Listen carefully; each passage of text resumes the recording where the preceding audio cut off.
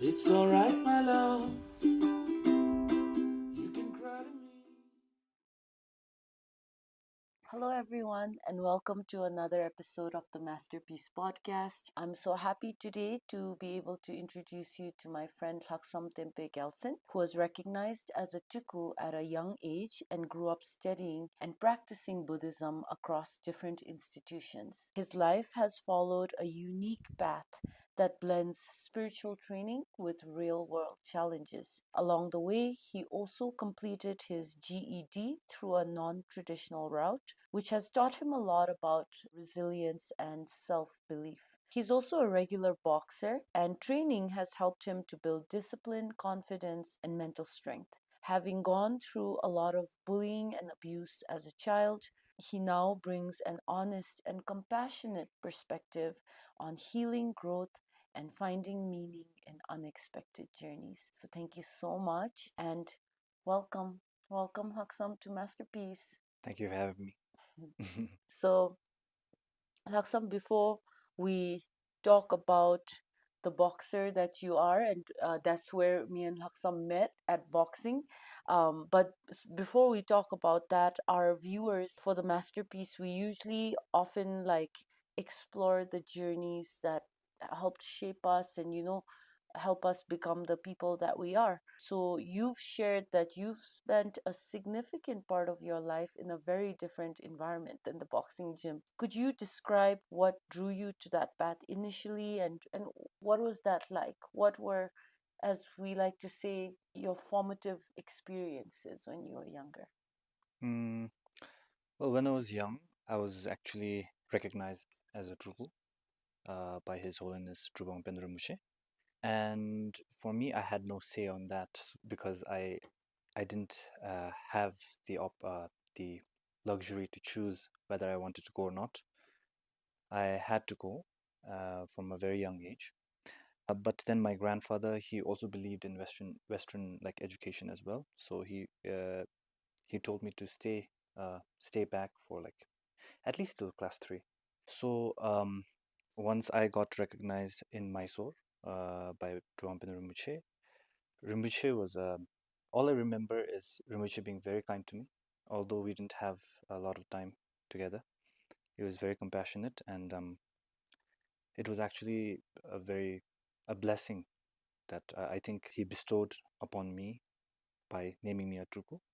Because if it wasn't for that, I wouldn't have chosen this path at all. Mm. I wouldn't have the knowledge that I have right now of Buddhism, and I wouldn't be the person I am right now. Since I had to go after class 3, uh, I Oh, was, I'm sorry, how old were you in class 3? 8, 9? yeah, maybe like 8 or 9, I think. Yeah. So I was sent to India, and I was sent to a monastery, and yeah, that's where I started my monastic studies. I learned about Buddhism there, but that's also when all the abuse and bullying also started. In a way, I think that triggered something in me that I wanted to be able to defend myself and also my siblings and my family because I didn't want them to go through what I went through. So that kind of like triggered something, an interest in me of like learning martial arts. And also, I was really, really fond of martial arts when I was a kid. Um, I I love Jackie Chan and Bruce Lee. I used to watch a lot of movies, action movies. So yeah, so I think that had a big role uh, for me when it comes to why I love boxing so much. How long were you there for in Mysore? Uh, You started uh, when you were 8. yeah, but I wasn't sent to Mysore. I was Oh, sent somewhere else in okay, India. okay, I don't want to name the okay. institution Yeah. or yeah. So I was sent there, and when I was there, first I didn't want to go. I didn't want to leave school because I loved school. And of course, all the teachers were really, really kind to me when I was in school, and I really didn't want to go. but I had no choice. I had to leave. My grandfather, well, he kind of bribed me, saying that you don't have to do homework when you go there, because I hated homework a lot, and he told me that there wouldn't be any exams. You would be given the opportunity to play and stuff like that. When you're a kid, you're so innocent, and I was bribed, kind of bribed that way, and I thought, okay, I'll give it a try. No homework, that works for me. Um, so that's when I was sent, and initially it was fine, everything was fine. But after some time, uh, I was put into a classroom with people who were bigger than me, older than me, and I don't know, it just started. Oh, it started by calling names and stuff like that, um, which I didn't really like. And I tried telling my guardian, and there was this, I don't know why, but he kind of told me that I shouldn't tell anyone that I was getting bullied and abused, especially my parents. He told me that if I did, they would get worried, and he told me that they have enough problems as it is. So I didn't want to bother my mom and my grandfather, and I know I've seen my mom cry a lot when I was a kid, uh, going through a divorce and family problems. So I didn't want to see her cry again. So that uh, so then I couldn't tell my mom. I couldn't tell anybody. When I told my guardian, he wouldn't help. He would just say it's okay, just brush it off. And I felt kind of trapped. Um, and after that, then I used to be, I'm not even bragging, but I used to be a very bright kid. I used to carry myself very well. But after years and years of bullying and abuse, I think I kind of became somebody else that I didn't really like, very dull. I used to sleep a lot during the day. I didn't want to do anything. I'd rather stay at home alone. My friends were the people who bullied me, so then I couldn't make friends, new friends. I was afraid of actually making new friends, and yeah, so it went on like that for I think about 4 years, and suddenly something in me snapped. I couldn't take it anymore. Uh, that's when I wanted to leave. I tried telling my mom once, but Uh, I couldn't tell her face to face. But I remember her seeing me cry once when I was once in my room, and she was asking me what is the matter, what happened. I just told her that I don't want to go back. It was during the winter holidays when I came back home. So, like, sorry, just like any regular, like boarding school kind of a Mm, setting, you would go for like semesters or like for the whole year, and then you had mm, vacations, like school mm, holidays where you would mm. come back home. Not exactly.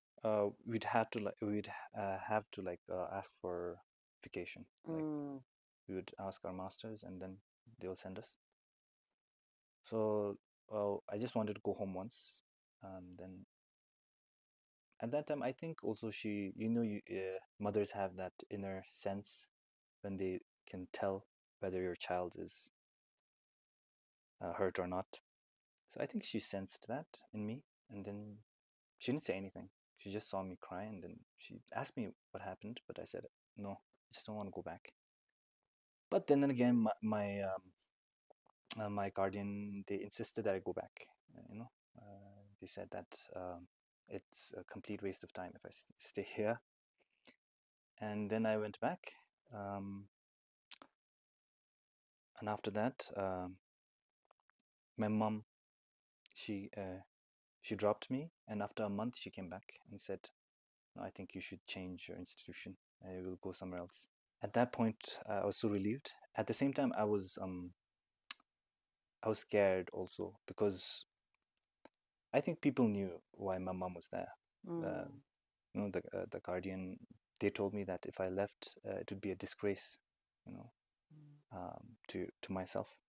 So then I was very like reluctant also.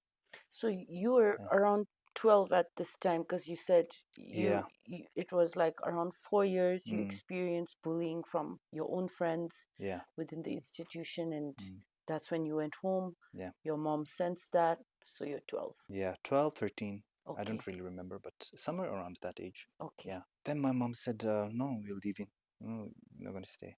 And then I said, "Okay, but where are we going to go?" And my mom said, "We'll send you to somewhere in the west of India." But at that point, I have so much immense I still have immense respect towards my teacher who taught me a lot at that point. He was very compassionate also. Then he said, "Okay, yeah, you can go, you can leave." But he said, "Please stay in contact, even though you leave, wherever you go." That kind of relieved me, and then I said, "Okay, I'm going to leave now." And yeah, then that's where I ended up in the West, another institute. I thought things would be different, which was actually a little different. I wasn't getting bullied that much, still a little bit of like bullying, but I had my uncle there, so he was kind of like taking good care of me. Your uncle is also someone in robes. Yeah, he's also a Tulku. Yeah, so he was there, and then he was taking care of me, and then that's where I met a lot of teachers, really good teachers in the West.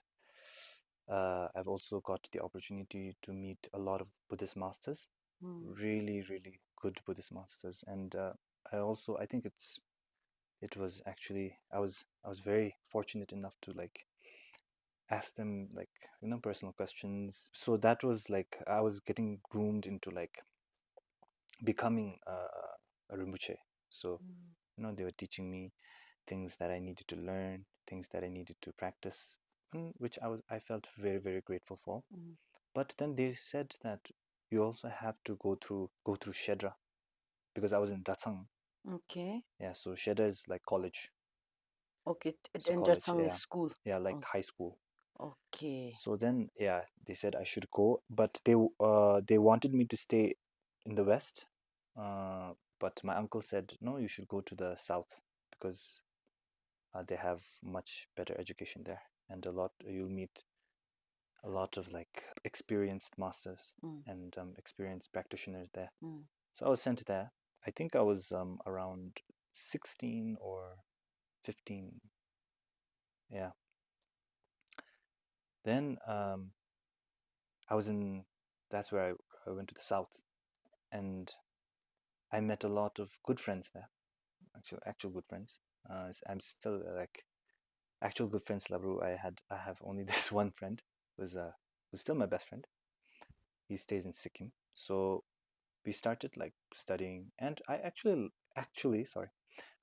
enjoyed uh, studying Buddhism in a very deeper level, because then I could understand more of what I was trying to do, what my other teachers were trying to tell me, teach me.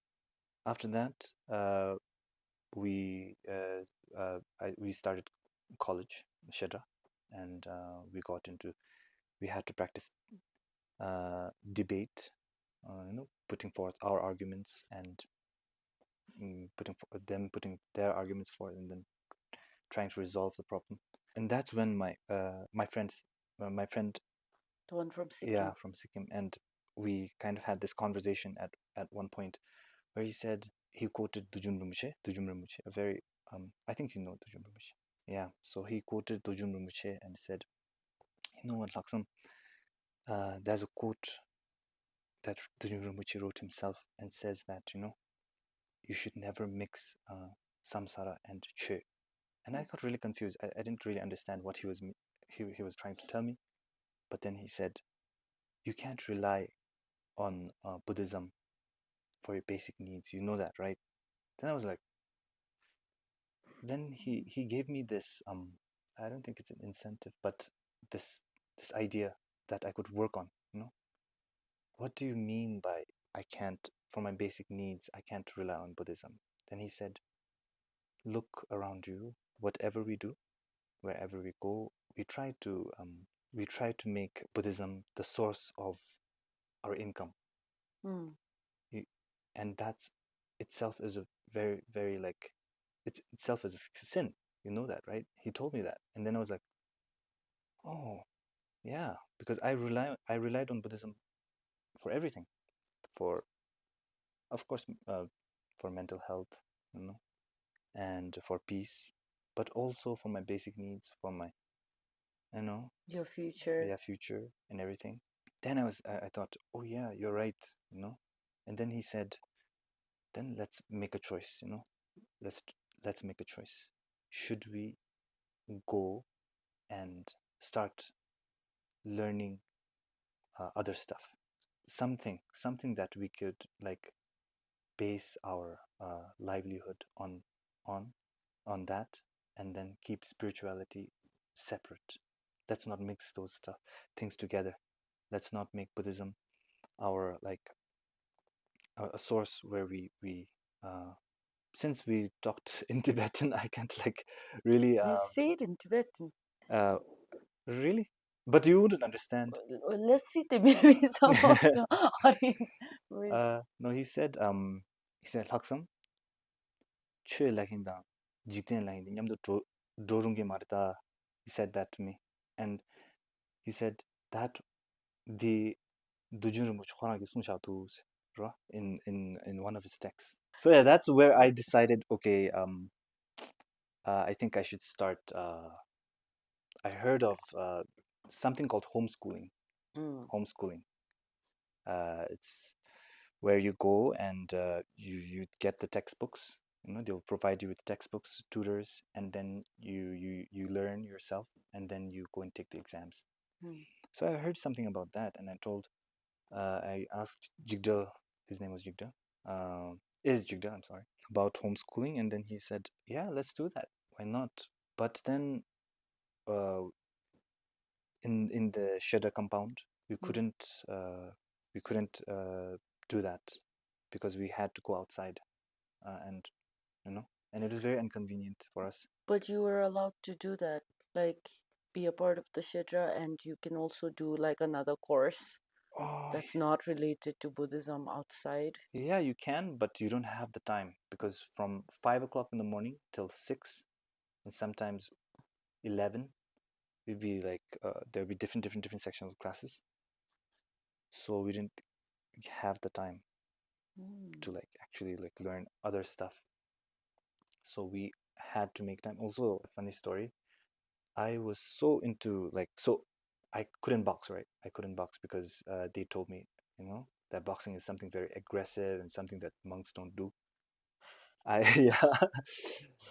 So then I thought, okay, if I'm not going to box, at least I can go to the gym. And they said, no, you can't go to the gym as well.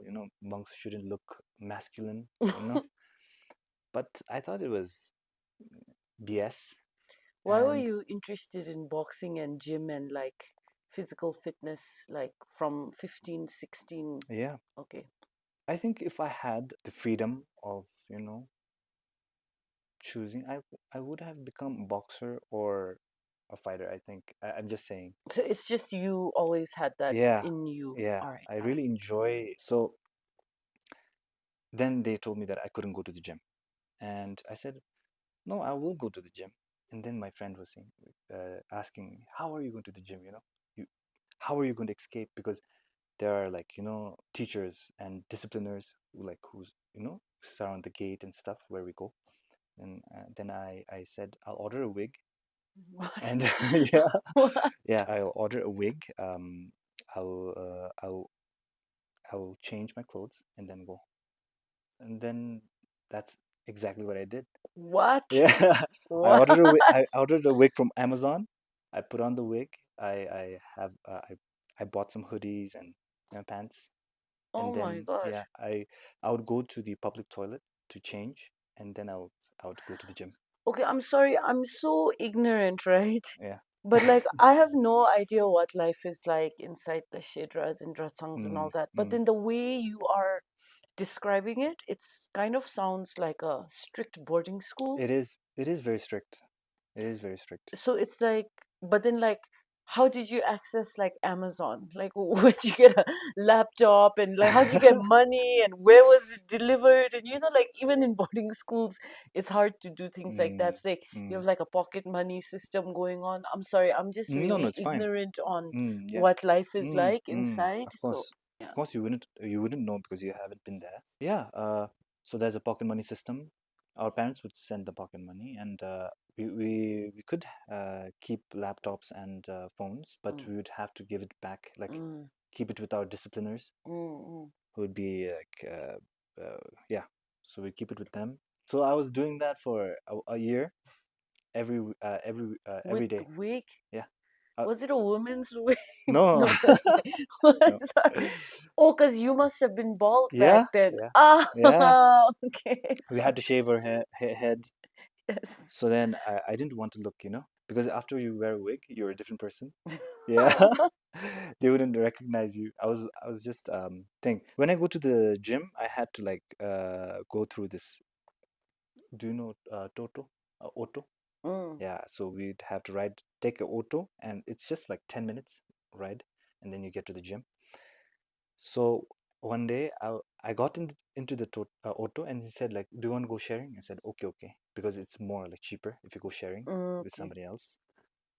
He went a little up, a little bit further, and then the discipliner he got in the auto, and he sat right next to me.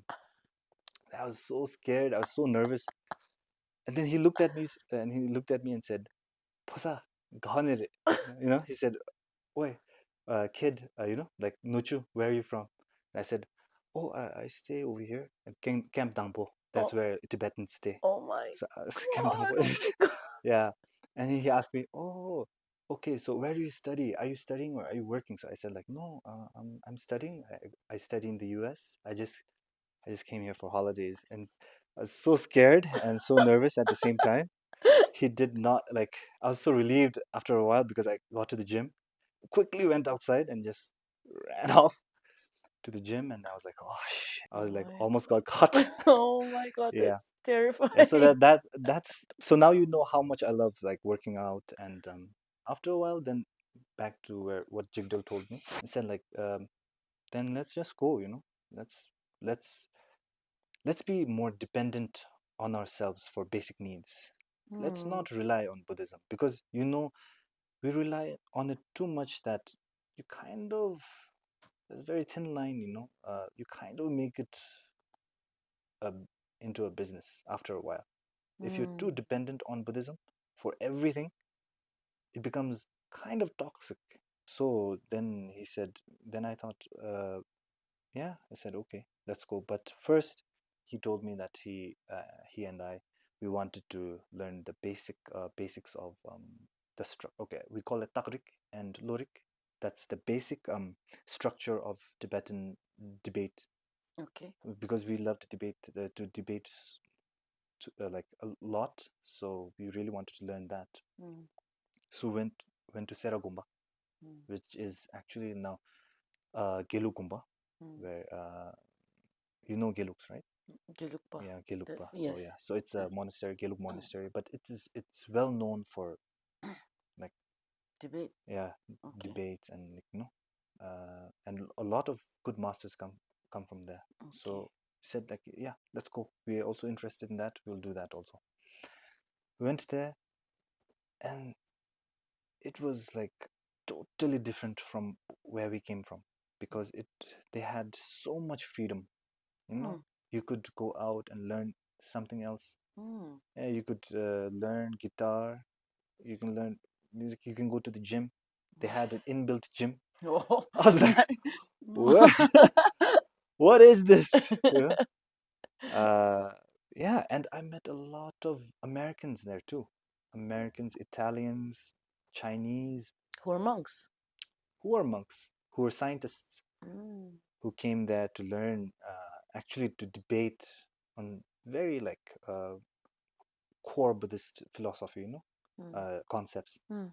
So they can come there, debate on that, and I've met, that our teachers and our parents tell us that in sanghas, in Gedun, there will always be one bodhisattva or two bodhisattvas in there. I think I met those bodhisattvas when I was in, yeah, because That's wild. yeah, that was really wild, because I met this teacher called Genloja.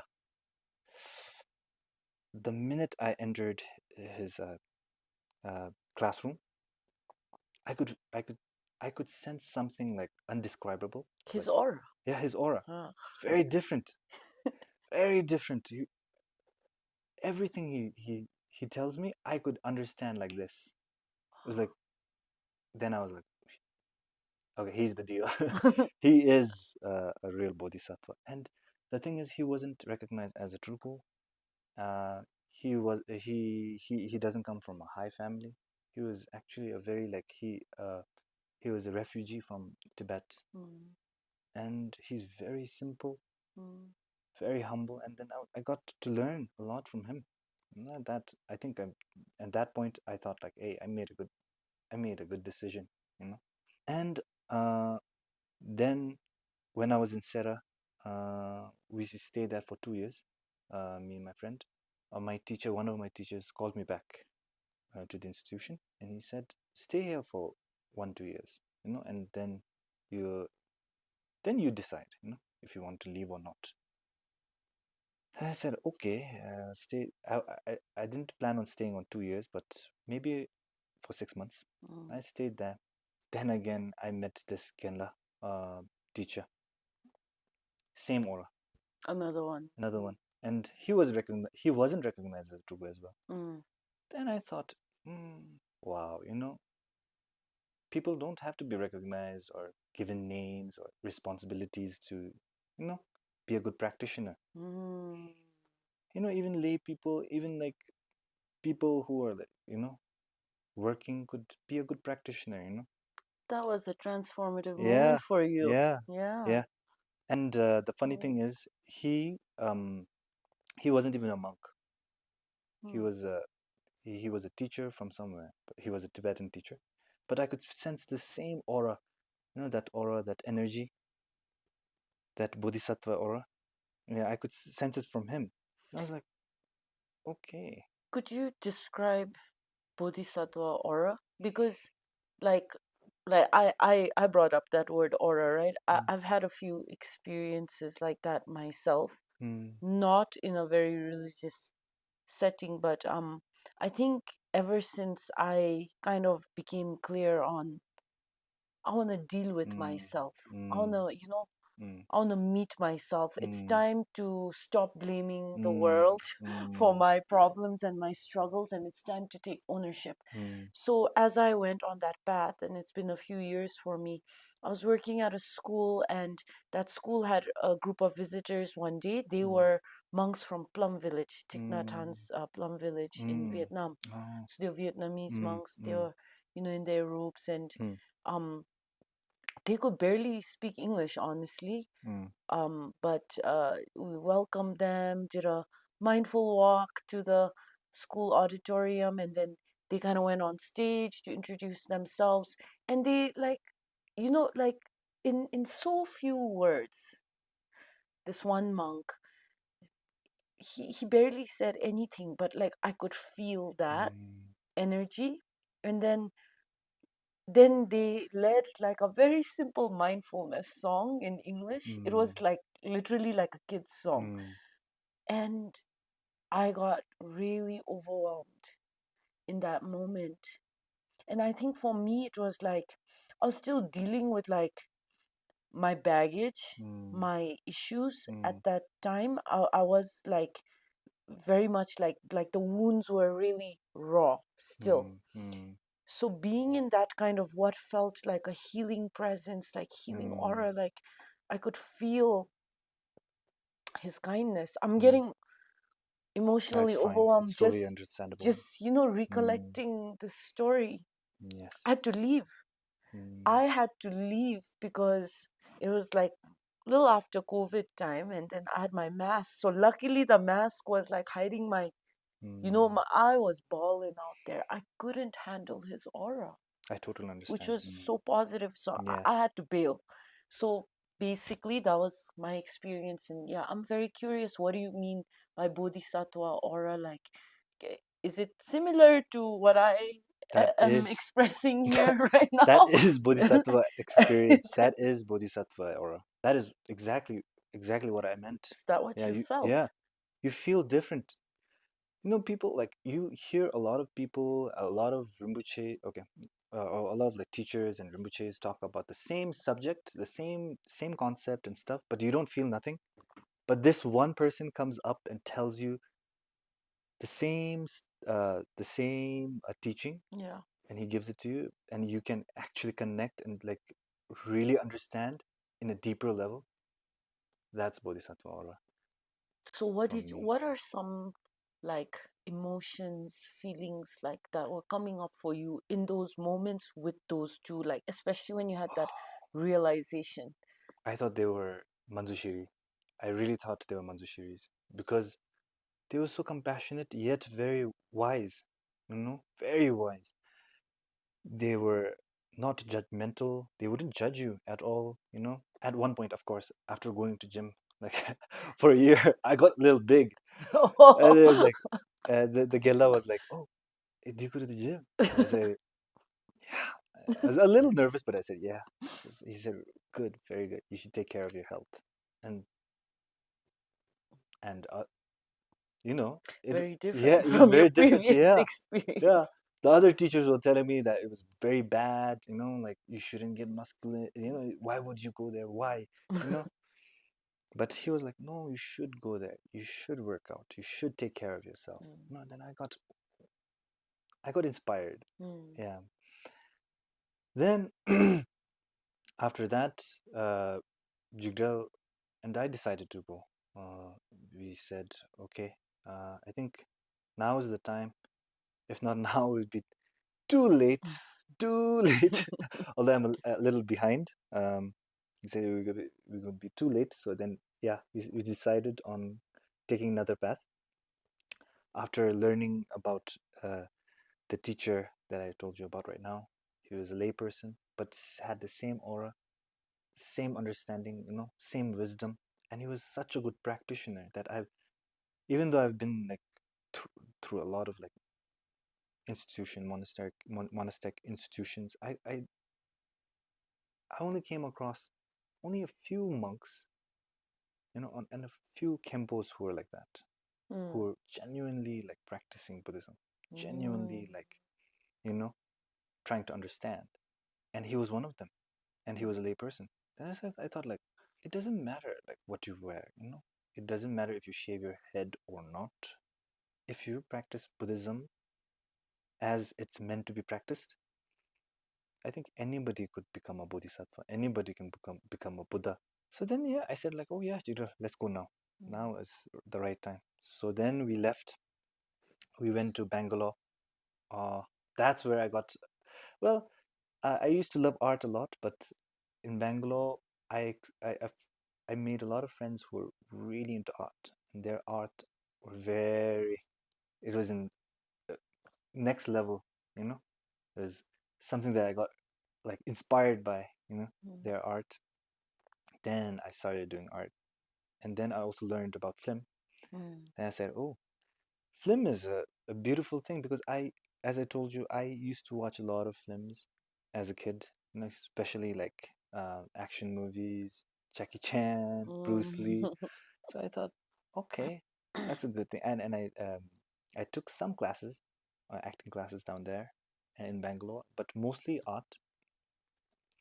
And then we heard about homeschooling, but Jigdal thought that it wasn't for him. Homeschooling wasn't for him. He wanted to do something. he just wanted to take some course on like business and stuff. So I thought like, okay, you can take business, but I'll take art. So I started learning. But the funny thing is, I hope mom doesn't get mad. I didn't tell mom at that point. At that time, I was basically I was still in the monastery. Oh, Yeah, I know mom will get mad, but yeah. So yeah, I had to choose. I had to go. I had to choose for myself, and then COVID hit. Then COVID hit. That's when I came back to Bhutan. That's when you officially left. Yeah, yeah. And then I arrived here in Bhutan. I had to shave my head again because I didn't want my mom to know. Yeah, and I was here, and then slowly I tried telling mom that I tried telling her stories about previous masters, who were actually lay people, like Lammarpa, who was a farmer, just Milarepa's Milarepa, teacher. yeah, a very like doesn't matter if you're Gelupa, Nyingmapa, Kajupa, everybody look up to Milarepa, a great practitioner. He wasn't a monk. So I'm trying to convince her, telling her these stories like, oh, Lammarpa was a farmer and like that. And also Khenzo Rinpoche, I think also Khenzo Rinpoche also inspired me because he said, I believe in one of his podcasts or his teachings, he said like, uh, Trukus, especially Trukus and people who are given these ranks, should experience suffering, should experience what it means to work, should experience what it means to take responsibility for themselves. Because when you're in this monastery and you have this hierarchy and you're placed in that hierarchy, you're a Truku, so you're put somewhere over there.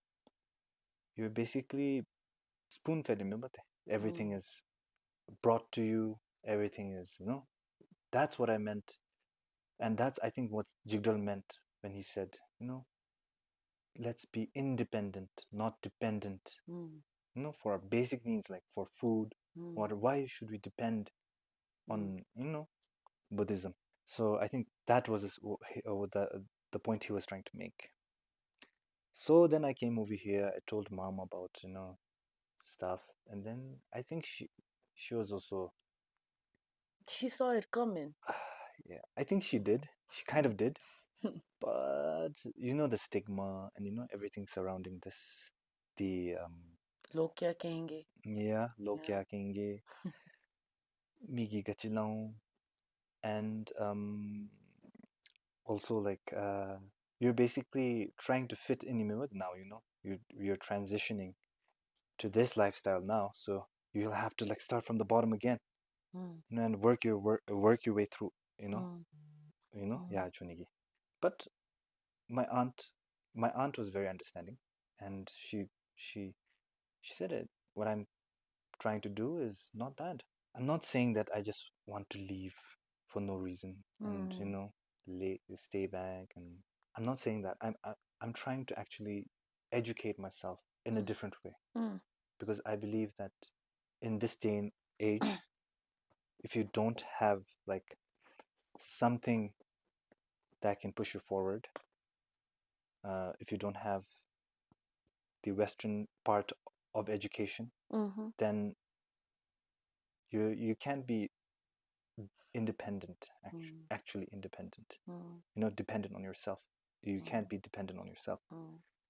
So then she agreed. She said, okay. But then she said, what are you going to do then? What are you going to do? Then I said, okay, I'll do art.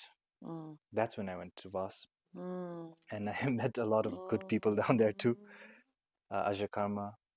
I met Ajakarma. I met Bemlam, and a lot of other artists, really good artists. And then Ajakama was very kind enough to say, yeah, you can stay here, you can work on a project that we're going to work on soon. It was soon at that time, the airport project. So you can help us. And then, yeah, I stayed there. I did my art. And then there was this a short course for acting. I was like, oh yeah, I enjoy acting. I did it down in Mangalore, so why not go in? When were you acting in Bangalore? When you I, were I wasn't bunking? acting. Yeah, when when I was technically still a monk. where were you Yeah, acting? I wasn't acting. Uh, I was learning how to act. I was what? yeah, I was taking a film course. So Wow. yeah, so they had a similar course over here in Vast. Yeah. And I said, well, okay, why not? I have an ample of time. Um, why not try acting? I loved acting when I was a kid. Then I went to the small course, and then I learned about acting also. And then that's where I think I met somebody from Samu or something. Uh, and then they said, hey, you know, you are interested in acting. Would you like to act in one of Do you what? want to become a keta? Yeah, he didn't. I was I'm very alien to the word keta. He said keta, and I was like, what does he mean keta? I'm already a boy, and then he's calling me keta, keta. I was like, what do you mean, keta? Uh, but then slowly I learned that keta means, Hero. yeah, a male actor. Yeah. So I was like, okay. I said, yeah, sure, why not? I don't think it means male actor. I think it means hero. Really? Yeah, because the if you're a bad, if you play bad, like the negative Mm. roles, then that's a gunda. Oh, okay, okay, Yeah, all right, you're all either right. keta or a gunda. Okay, Yeah. I did not know that. That's something new that I learned right now. Yeah. So yeah, then they said, yeah. Then I thought, why not? But my mom was very much against it. I think she was still worried that I was going all over the place. But I was still in my early 20s, and I Mm, wanted to explore. I wanted to see what field really excites me. I already know art does. It still does, although I'm a little bit although I'm taking a little bit like break from it. uh, it still excites me, but I wanted to learn. I wanted to see if film also has the same impact. mm, So I said, okay, I'll do it. Then I was in one of the series, and I acted. I kind of enjoyed it, but later on, I found out it wasn't for me. mm, It didn't have that spark. mm, So then I said, oh, all right, no, I'm not going to do it anymore. Then that's when my mom told me about GED. She mm, said she talked to an aunt, I think Aunt Ishe or somebody, and then she was talking about this GED course, and she said it's a high school equivalent course, mm, and it opens doors. mm, I was excited. I really got excited actually, and mm, then I looked it up. Okay, it's a legitimate course, mm. and I I looked at their website and found out that it opens doors to universities, doors to like diploma and stuff like that. Could Then Sorry, could you please explain to the audience what GED is for those who may not know? okay, so Mm, GED is a General Education Development.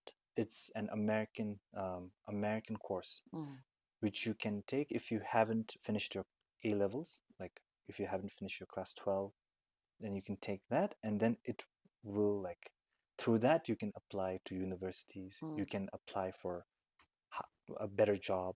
So that was Mm, perfect for someone like you who yeah. didn't have a Mm, traditional yes. K-12 education. Yes. Yes. Yeah, so even if you were late to the Yeah. game, like that Mm, helped you to catch up and keep yes. up. Yes. Mm, That was yeah. mm, That was basically it. And I was so fortunate that mom talked with Auntie She, mm, uh, and I said, yeah, yeah, I'm going to do that course. mm, Then I went to Nepal, mm, and there was this center, American GED Center mm, in Nepal, mm, and yeah, I just registered. I said, and they were asking me, my backstory, and they were also like, I think I was the first with being a monk and trying GEDs. They were like, oh, you were the first, having a history of like going to Buddhist monasteries and stuff. Yeah, they were very kind, and the teachers were, wow, they were all like, they were really great. They taught me everything,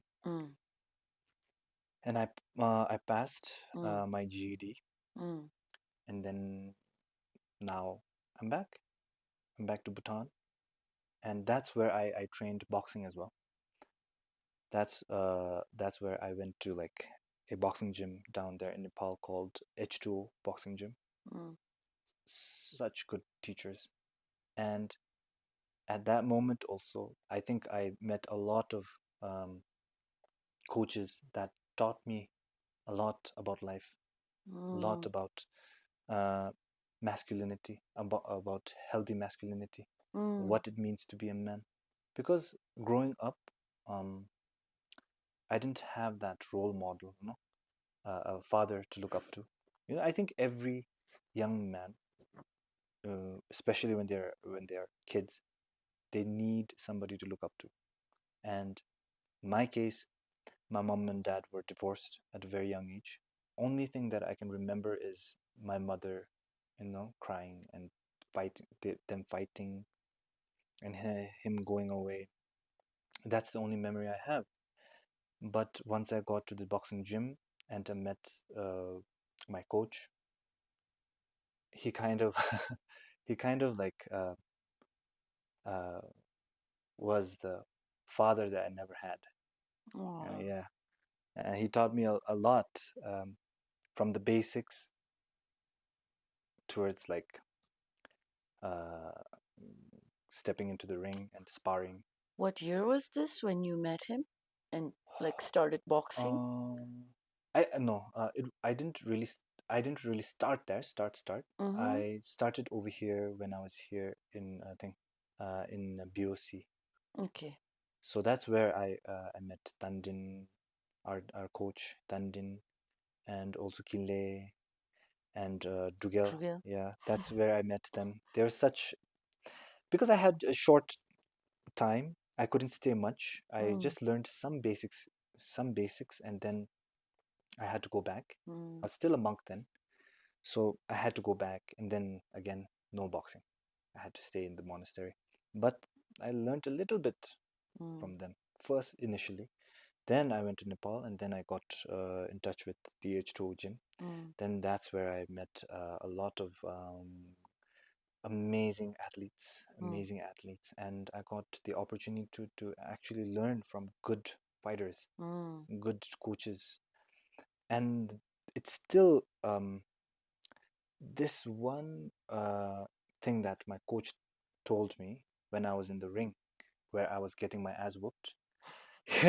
That one thing he told me, I still remember. He said, Lhaksam, you need heart. You need heart. And that's where I understood anything, everything, anything in life, whatever you do, you need heart.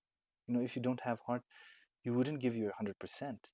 But if you have heart, you would give it to your all. So in the boxing ring, you're there alone with your opponent. And if you're not giving your 100%, you're going to get your ass whooped.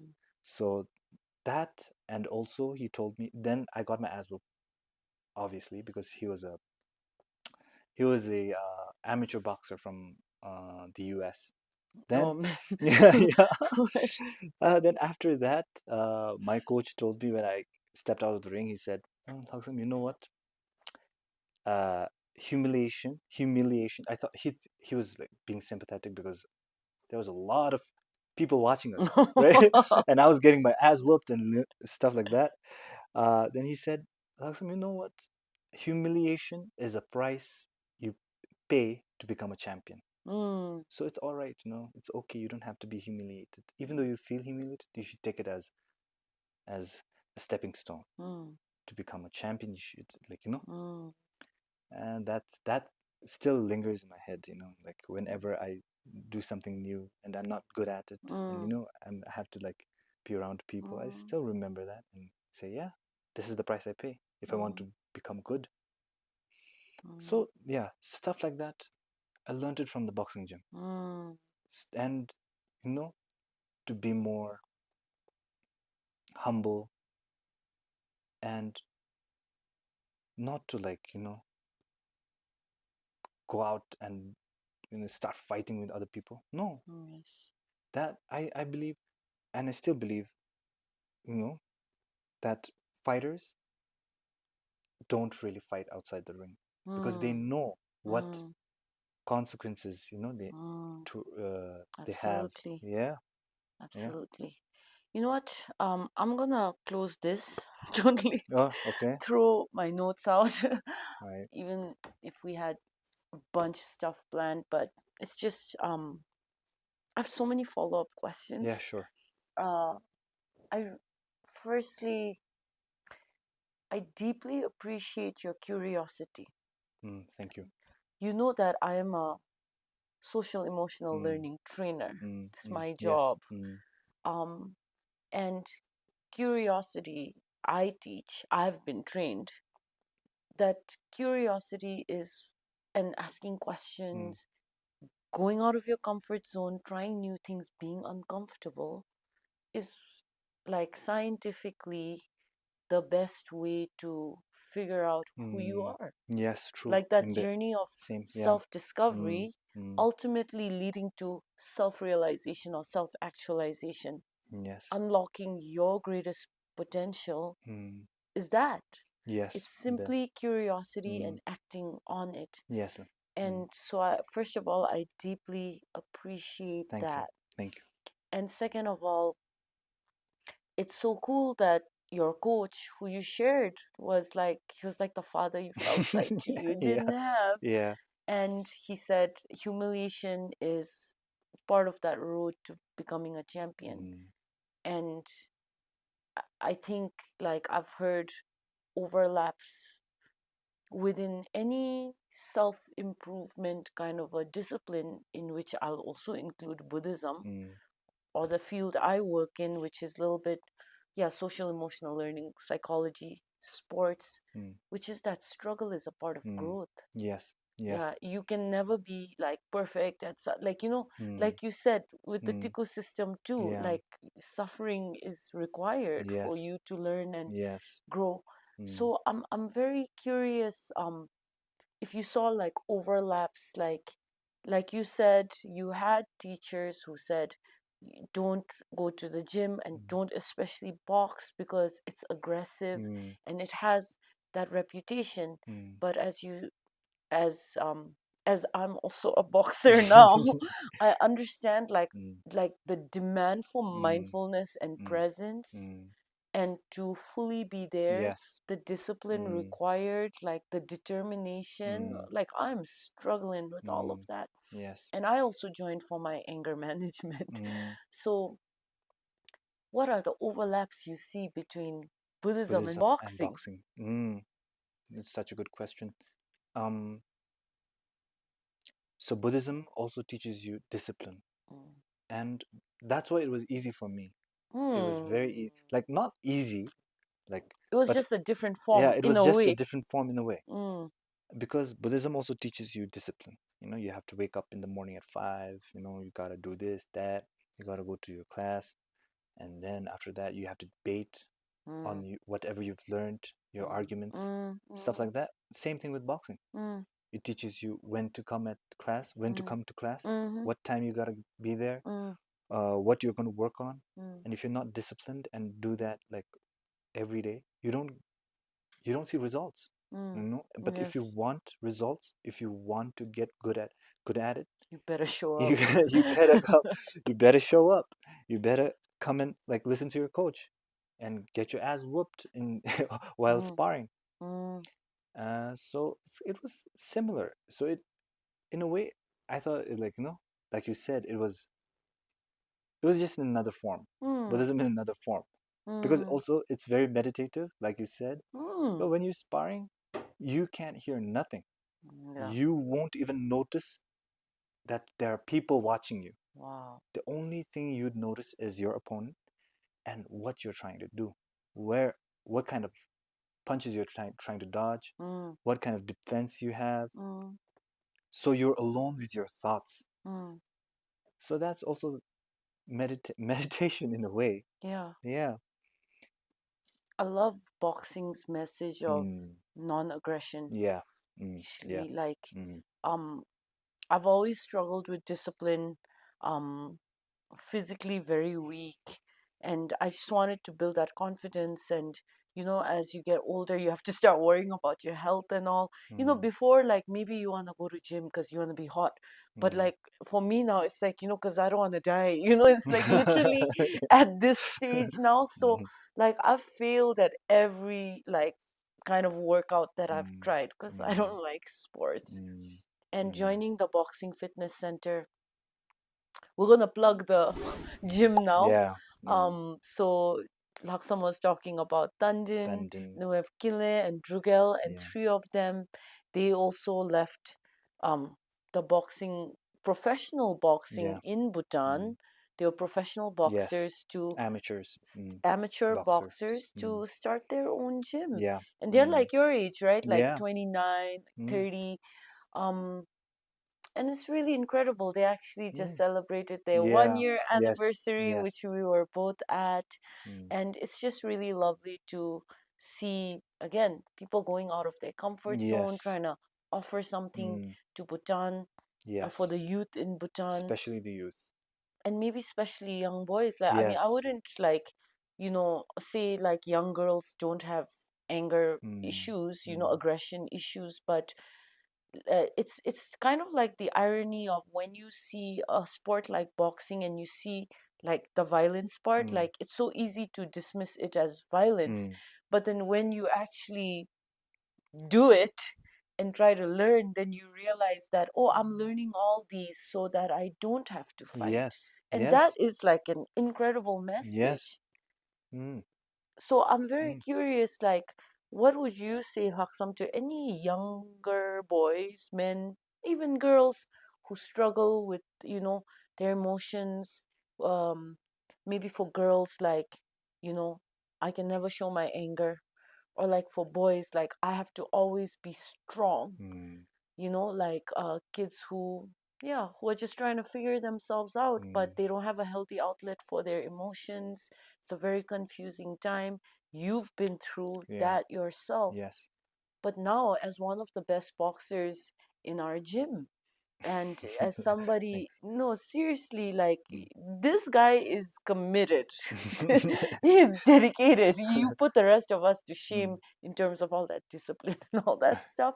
So what would you say to young boys and girls?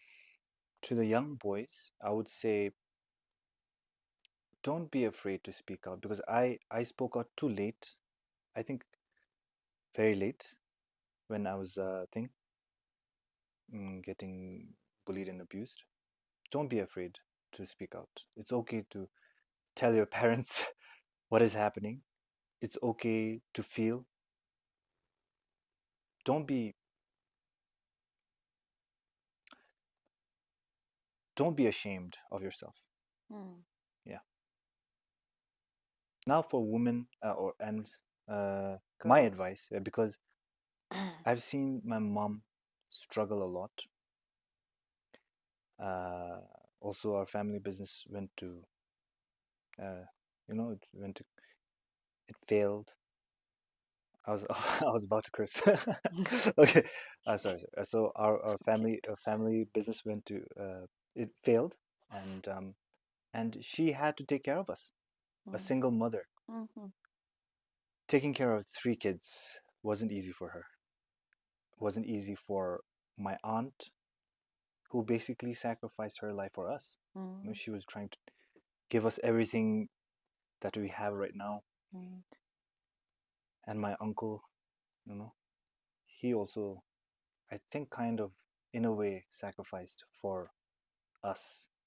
Hmm. They didn't want us to suffer. Hmm.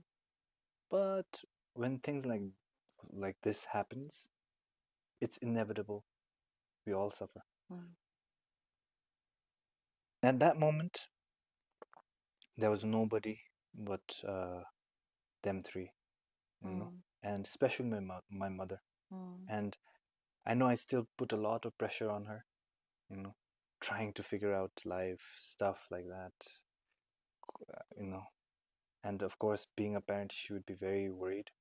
Because your mom accommodates your curiosity, Yeah, which won't always end up in stable yeah, financial security yeah. and all She's that. still worried.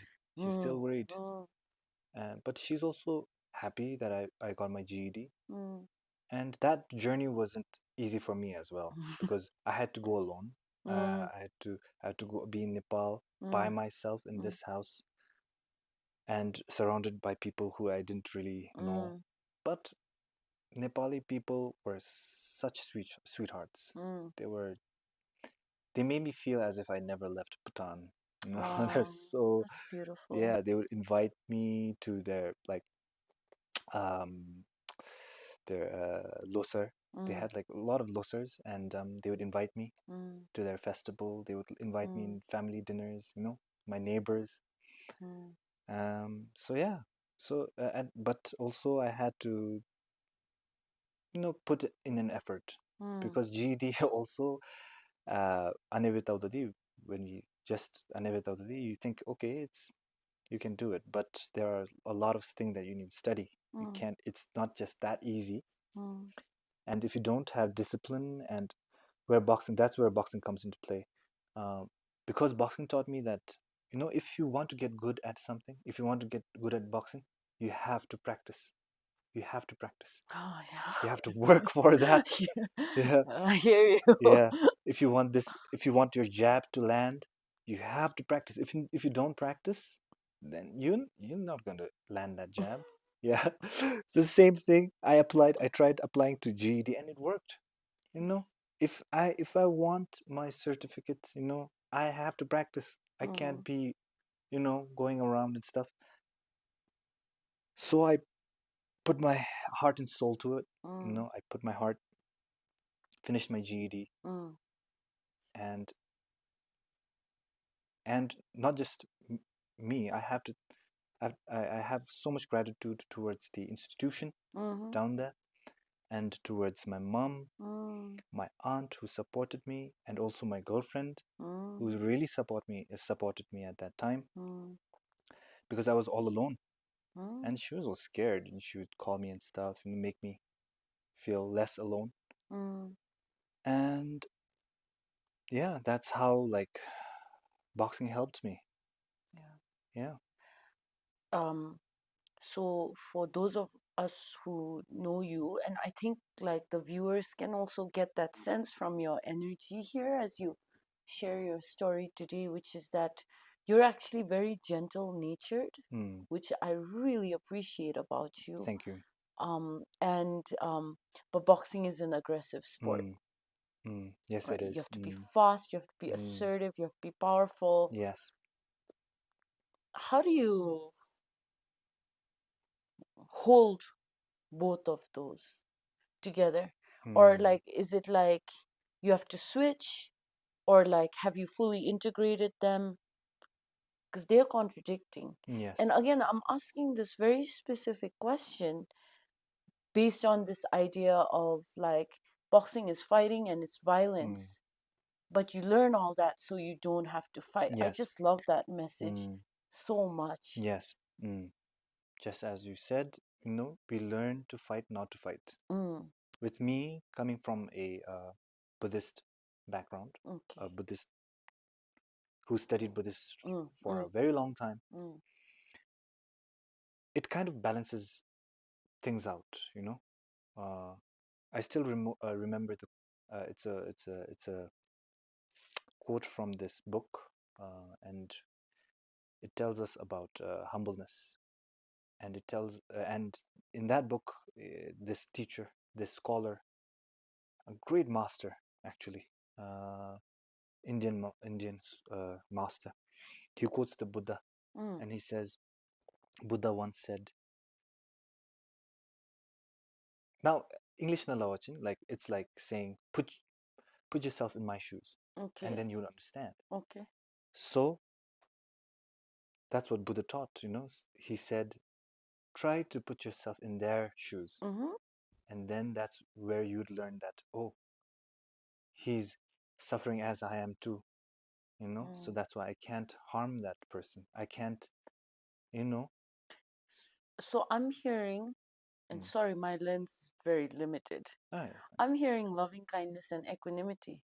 yeah, in a way. Is that Yes, it? yes, yes, it So is. that's what you bring Mm, to yeah, holding both those yeah, parts of your yeah, identity. yes. But I try to practice. Mm. Like I try to bring those practice into my day-to-day life. Mm. I try to integrate it. But it's hard. I'm also a human being. I Yes. have a lot of flaws. I still have a lot of flaws that I have to work on. Sometimes I do get mad. I get really mad. Sometimes I get sad, depressed. But I try to hold on to whatever I know, hold on to whatever I have. Try to be the best friend. I try to be the best, son. Although I might not be perfect, but I still try. Who is perfect though? Yeah, nobody is. You talked about like just because you left the institution Mm. doesn't mean that you left Buddhism. No, no, no, not There's at all. very distinct difference between Yes, the two. yes. And maybe not in this conversation today, but I remember once after gym you were telling me about Jigdel Mm, and how you guys had your plan mm, and you left, and when you left you said we're not leaving Buddhism behind, yeah, and we will find our own way, our path to yes, still have it guide us in our lives. yes, So you talked a little yes, bit yes. about it right now. Could you share a few other practices, like how do you do the Dharma now Mm, in your daily life?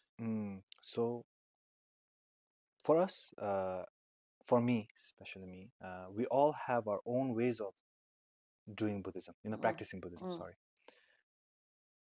It might be different for me, it might be different from you.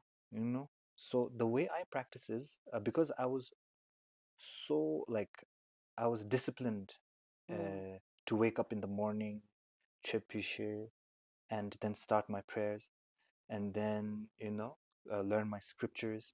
So I did do basically the So same thing. you do Yeah, that right now. So yeah. how many hours in a day of prayers do you do? 3 hours, I think, in the morning. 3 hours in the morning. Yeah. What So time do you so wake up? 6 in winter. Damn. Yeah, and if it's summer, then 5-4 in the morning. Whoa. So Yeah, you've actually kept that up. yeah. I yeah. I think that holds me together. Do you do meditation also? Yes, yes, Is it in the 3 hours? yes. In 3 hours, and also like in the evening, 1 hour. So After gym? Before gym? after gym. Whoa. Yeah. So Sorry, that's how I sorry. practice. Yeah. So and the standard of like understanding Buddhism is set very high by Gyalong Chenpa. Gyalong Chenpa is a scholar. I think you already know. A very renowned scholar, a Tibetan scholar, and who's been to Bhutan, and in Bumtang, he has his densa there. So he set the bar so high that I even like I feel embarrassed to say I understand Buddhism. Damn. Yeah. So that's why when I wake up, if I don't study it, I feel like I don't know anything yet. I still have to go through the scripts. Are you saying prayers that like you've like, I mean, is it kind of like a course, like you're bringing in more, you know, teachings and No, prayers, or like you're just repeating what you yeah. usually do? It can be as simple, it can be as simple as Munro. But the deeper you understand, the more you understand, the deeper it gets. So it's the same content, but you're trying to get Yeah, yes, deeper levels of insight yeah, by insight. keeping it up, by Yes, maintaining. yes, Okay. yes. And your meditation practice is like any specific one, like metta meditation, or like what, like visual, what kind of Mm. meditation do you do? So this the teacher I mentioned when I was in the south, who I had that aura, Yes. connection with. Yeah. Yeah, in one of his teaching, he told me that people, and also I've read it in what was that book called? The Subtle Art of Not Giving a F. Yeah. You Yes. wrote that book? Yes. Yeah. Martin So yeah, you know where he talks about people wanting to be special, Mm. wanting to feel unique. Yes. So that kind of, in a way, affects Buddhist practitioners as well, because nowadays you can see, hey, you practice better, what are you Okay, practicing? I hear you. Yeah, It's the meme that goes, I have finally killed my ego, so now I'm better than everyone. yeah, It's yes, yeah, that. yeah. Yes. So yeah, so now you want to be a better practitioner. You don't even know what the basics are, but you're practicing tantric, which we talked about last time. Tantric is a practice which is beyond Mahayana and Hinayana. It's a practice that is kept sacred for years Okay. because only few people can practice it. Okay. And now people want, because of this innate feeling of wanting to be special, wanting to feel special, they say, okay, oh, you're Hinayana, oh, you don't practice much. Oh, Mahayana, I practice tantric. Okay. Have that ego. Okay, so I got a question. I Yeah. was told very recently Mm, by an older person that I mm, really look up to and respect. I've done one vipassana, mm. and like, if you feel like you're at level 0, can you imagine where I am? So I did one vipassana 2 years ago. I was supposed to go again last year. Causes and conditions didn't come together. Hoping to go this year. No, you should. You should. It works for me. Mm. Like, I mean, it's really been helpful for me. But this person was like, Vipassana is the really long way. Why don't you just explore more about tantric practices, like within the sangha, because that's a shortcut, lo. Don't listen to them. Okay. Don't listen to them. They don't know what they're talking about. Okay. They don't know what they're talking about. Why? I'm telling you. Huh? Why? Could you please Okay. elaborate All right. for that? So Mm. it is true. It is the shortcut towards enlightenment, but it is also the shortcut towards your doom. Okay. It's both ways. It's a double-edged sword. Okay. And Damsi, I already told you Yes. about Damsi last Yes. night. Damsi, if you do not practice Damsi, and Damsi can be this, even a small, like, feeling of jealousy towards your lama, Okay. that itself can set you towards your doom. Okay. So it's like, So now if you're willing to practice that, okay, be my guest. You can. Maybe you have that kind of understanding, or that kind of are you saying it's like a high risk, high reward? Yeah, it is. That's why Okay.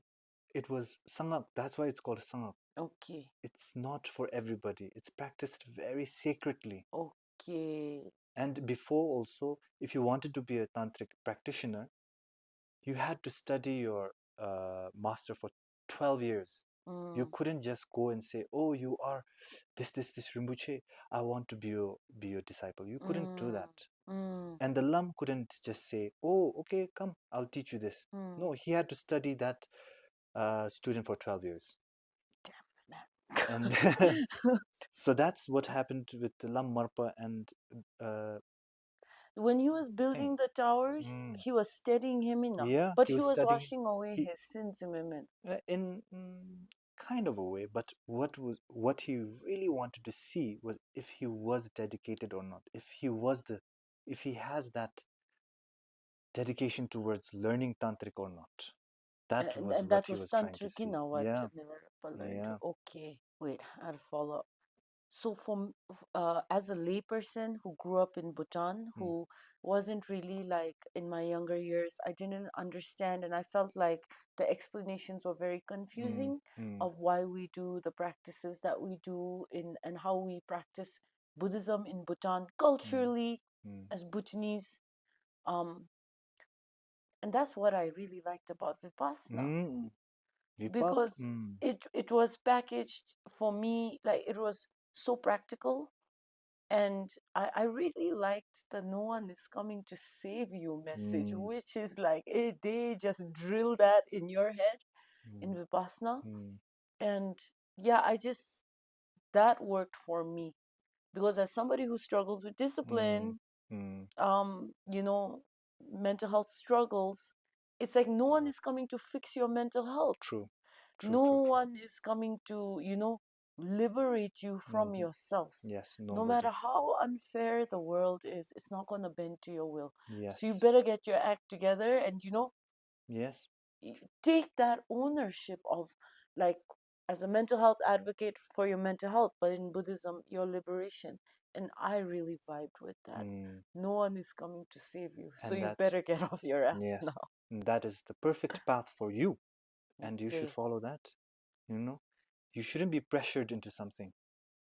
In a way, I felt like I was pressured into Buddhism, but it worked for me. I really like it, but you shouldn't be pressured. You shouldn't be made to say like, oh, this practice isn't good. This practice, whatever works for you. That's why Buddha has like a plethora of teachings. Why? Okay. Because there are like people who like this and people who don't like that. This works for them, but that doesn't work for them. So you choose your path. If you like it, you follow that. It doesn't matter. That yeah. It's like what Riksar said from his episode about Yeah. you can choose the way the cup looks like, Yes. which is the vessel Yes. that holds the teachings, but the teachings is the tea, so don't forget to drink the tea. But like most of us get lost in, I want this cup, or the cup has to look like that. Yes, so true. So true. That is so deep, man. Yeah. Everyone's like nodding. Okay, so one question about Lama Marpa, right? I mean, way back at the beginning of this conversation, and even in your intro, we talked about the bullying and abuse that you experienced Yes. 8 to 12 years old. And I'm not sure if you continue to feel if you continue to struggle with that in your later teenage years, but definitely in your preteen, tween, early teen years, you went through that. Yes. You didn't get to choose. You were put there. Yeah. And it happens in so if you're a tiku, yeah, you don't get to choose. And if you're going to be like a regular monk also, because of like the honor and sometimes like socioeconomic issues. Yes. It's common practice in Bhutan, like you put one of your children becomes a monk. It's like a huge commitment. They never got to choose that. Now, I have to be very careful because I have zero qualifications to speak on Buddhism because I know nothing about it. And my only qualifications is limited to my social emotional learning program that I'm trained in, coming out of Yale University and Berkeley. So, okay, it's the research background and my own personal inner work that I have done in the last 7 years for my own personal mental health. I'm very conflicted because with Milarepa's story, 12 years, like, I mean, it's a beautiful story, but like that worked for Milarepa. And I've heard that, like, that level, Nadi, like, you told me this as well yesterday. You accept your teacher 100%, like, it does not matter what Yes. happens. Now, for me, I think I'm coming with a Western perspective, a mental health perspective, a female perspective, and I'm struggling with this. I totally understand. I'm like, and I'm not looking for answers, but I'm curious about your perspective. With the Me Too movement, lots of cases of, because there is a power imbalance, right? So I'm not going to talk about physical abuse like beatings and all. as a female, my mind goes mainly to sexual abuse. And in fact, just in the BBS yesterday, it came out a local, like the Tshering police forwarded a case of an alleged sexual assault of a minor to the office OAG. According to sources, the case was registered last month. A 38-year-old Geoglam is alleged, abused a minor who was enrolled as a nun and studying under the suspect's guidance law, sexual assault. So we don't hear a lot of these in our country, but it's interesting that this has come out. We're having this conversation. For me, being very westernized and very mental health, very individualistic, my mind tends to go straight to that was abuse, man. Like what Lam Marpa did to Milrepa. But like I don't want to be stuck to I don't want to be so sure of my perspectives, man. Whatever I know is true until it's, proven wrong or I broaden my Mm. perspective. Mm. It didn't work for you. It did It not. worked for Milarepa, Mm. it didn't work for you. Mm. And this thing of like blind devotion to the master or to the teacher, like for me, it's like that's very convenient that you can beat the hell out of this kid and Yeah, but true. then again I understand the very western perspective of that argument, Mm. and Mm. I don't know. I'm torn, Laksam. So I'm Mm. very curious what you think about that. Like I'm not coming in to like challenge and say like that is wrong, because Milrepa's story is one of the most inspiring stories Yes. I've ever heard. Mm. And I also feel like Lama Marpa was an abuser. And I also feel like Mm. what he did was right. He did what he had to do to Mm. get Milarepa to where he needed to go. And I'm just, oh my God, man, my head is spinning. Please, Of course. please help me here. So, from my perspective, Mm.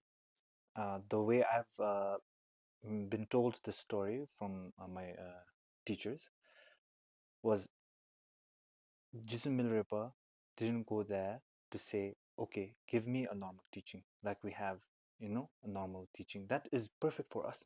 Okay. He wanted Sangal Kiche. Oh. He wanted that. Okay. All right. So now that depends on, okay, then Lama Marpa, what he was trying to do was, okay, you want this sacred teaching. Mm. Now I already told you that you need Damsi for that. He said, let's see if you have Damsi or not. Okay. Then he was trying to, that's now, He signed up for that. yeah, Okay. he himself Yeah. signed up for that. He said, okay, please, Lama Marpa, please liberate me. Please give me the secret teaching. I've come from, thousands of miles away. I've come towards you. I bow down to you. Please give me the sacred teaching of Tantric. And Lam Marpa said, okay, let me see how much damsi you have. Okay. So that sets another tone in Mimate. In my case, I didn't go towards my bullies and say, please give me the Tantric Che. Please, I want to learn whatever you know. I beg of you, please bully me. I didn't say that. I went there. I was a child. I was there to learn also as they were, but they started, bullying me in so many ways. But yeah, so if you look at that way, it's kind of Lam Marpo was trying to see if he really was genuine or not, because like I said before, Sangha Kichu is very sacred. It used to be practiced very sacredly because this, because the samaya damsi between a master and his disciples, very sacred. Unless you have that kind of understanding and you say you are a tantric practitioner, I would question that. Oh man, my head is spinning because now I see the Western Mm. I don't even But want to yeah, say I also Western. I understand. don't Yeah, know, man. I understand. Because there's this thing of he shouldn't Mm. have been bullied, like Yeah. from the mental health thing. Yes. It Mm. was the adult's response, like, that kind of Yeah. perspective you understand Mm. that comes from, Mm. these conversations. Yes. Now you have trauma, right, to deal with. Yeah. Yeah. So there is this kind of thing of that suffering could have been avoided. But Mm. then in Buddhism, I understand, like, it's really like this focus on suffering is your teacher, Mm. right? Mm. So um yeah, I don't know, my head is spinning, but Yeah, but that also doesn't mean that you should get bullied. You should be tortured. yeah. You know, suffering is your teacher, but suffering, For the life, sake of yeah, yeah, suffering. for sake, you don't go towards somebody and tell them, yeah, I need suffering, please beat me up. I need a teacher. Suffering, life itself is really hard, and that's enough to teach you. Life isn't easy, man. You know? I'm curious how, like, those bullying years, Mm, do you still carry that? How has it mm, affected you as a person? Is it, have you healed from that, or do you still find parts of, like, those experiences ki impact on you, like it's kind of still holding you back even mm. today? Yes, I think since that happened at a very young age, I still have problems making friends because, in a way, I feel no, I get I feel like they would do the same things, I and at you know um, now I get really foggy when I talk about bullying and stuff, but yeah, uh, it makes me feel very agitated. It Hmm. makes me feel, even it makes me doubt if that person, you know, might turn out to, you know, Take advantage take of you. advantage of me. It still like lingers behind my back. There's still that voice that says, "Oh man, no." Everyone Mm, at the gym says you're really friendly, and I also think you're really friendly. So, like, it f- for us from the surface, it doesn't seem like you have a hard time making friends. mm, But I kind of have this thing within myself as well. I'm a little bit of a tourist. mm, Like with my friend groups, I just float around from group to group. I'm they find people generally find me very warm and kind mm, and friendly, but I don't really lock any of those mm, friendships down at a deep mm, level. mm, So it's there, but it's superficial. mm. That Is it yeah, like the that for same thing. you? Yeah, same, Oh man. same. Yeah, yeah. I can't really get attached to like friends. I don't know why. And some friends, they like take it like in a different way. They think that I'm trying to ignore them, or like I'm trying to be this different person. But it's that it, it it's really hard for me to get too close. Yeah, It's still happening now. yeah. I think I still need to heal from that. Yeah, still happens. How do you reconcile? Like, okay, so I guess with this kind of a question and this kind of a platform, some people often say, like, I'm glad it happened. I don't regret it. It made me who I am, blah, Mm, blah. mm, And some people say, I can't dwell on that. Like, because I wish this is so unfair. I wish it never happened to me. But I can't dwell on that. I just have to live with it. So I try not to think about it. So, how do you reconcile mm. those experiences in the grand scheme of your life and where you are, where you're going? Mm. I listen to podcasts about men's mental health, Mm. and in one of those podcasts, I came across this amazing Navy SEAL person, a Navy SEAL, David Goggins? not David Oh, Goggins. No, he's extreme. okay. He's okay, Okay. but he's a little extreme. But his name is Jocko Willink. Oh, Yeah. He's a He's a MMA retired Navy fight. SEAL. No, he's No, not an MMA fighter. co-fight. Okay. But he he does jujutsu. Okay, okay. Yeah. So I listened to his podcast, and that kind of made me feel like he talks about owning it, Hmm. extreme ownership, he calls it. Of everything Yeah, that happened. yeah. So take ownership of it so that it doesn't have power over you, Mibate. So I said, yeah, it was my fault, you know. Not entirely, but it was my fault that I didn't speak up. Hmm. So now I want anything that is wrong, I will speak up. I will not let this happen again. I forgive, whatever happened, but now I will not let that happen again to me again. Do you struggle with self-compassion? Yeah, yeah. Especially when I was getting bullied, I started hating myself a lot, and that also I think, has an impact. Still has an impact. I try to, but my practices help in the morning. When I set that tone for the day, when I think about impermanence, that also helps. And the other practices, that really helps. And also about compassion. I practice a lot of compassion, and I'm a big fan of what's his name? Well, there's a teacher. Well, he's an Indian teacher, but he teaches compassion. Okay. So I'm a very big fan of him. And he said, one of his teaching, he says, the first person that you have to be compassionate towards is yourself. That should be the first person.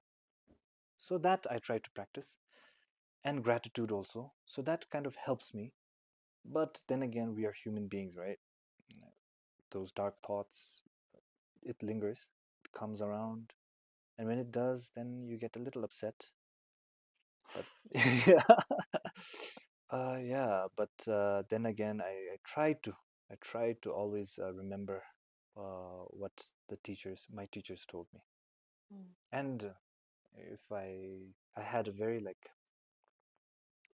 this experience when I went to Sikkim, and I met this Rinpoche, and that's when I told him about you know all the trauma that I went through, and the stuff that, because I believe at that point I was still depressed.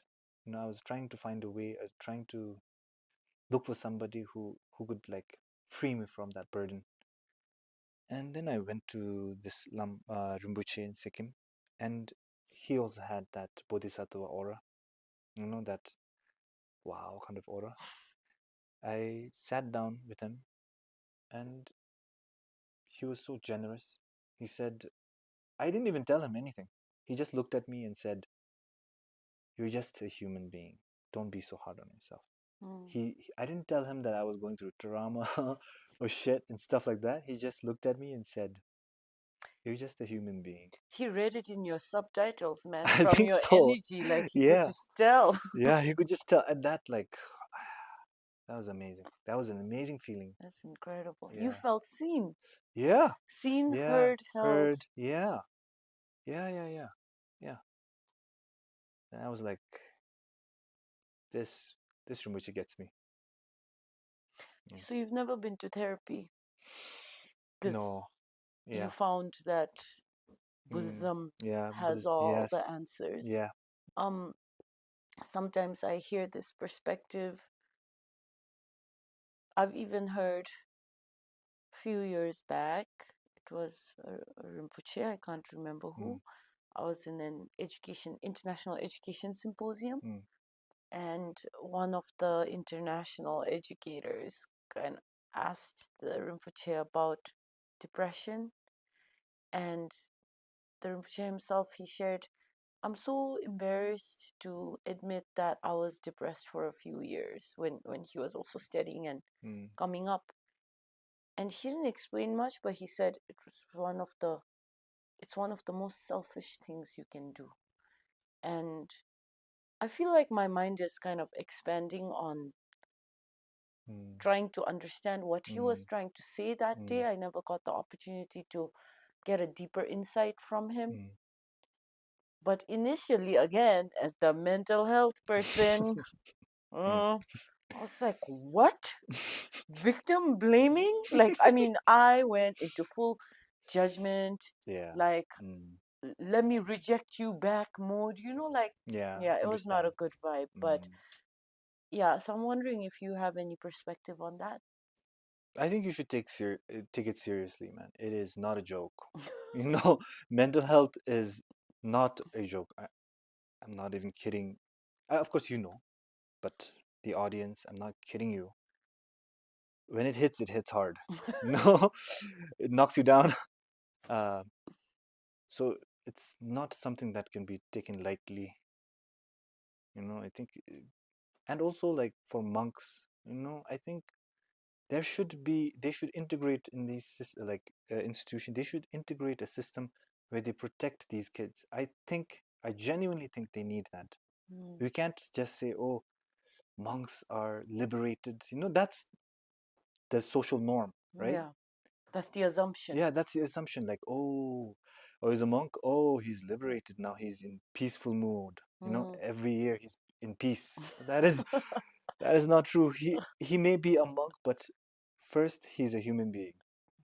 I like that. Yeah, first he's a human being, and human beings have emotions. They have emotions. They have And thoughts. they're never going away. Yep. Even if you're realized. Mm-hmm. And isn't that the whole isn't that the whole message of the Dark Knight in the Cave for Milarepa and the Buddha, the I Yeah. see you tomorrow, let's have tea, or Yeah. like the earth is my witness. All of Yes. that is the message of that is that even when you do become realized or enlightened, awakened, doesn't mean I've gotten rid of my emotions. No, you're a human, so they will continue to be It there will. till the It day will. you die. Yes. Yes. It's a hard pill to swallow, man. It is. It is hard.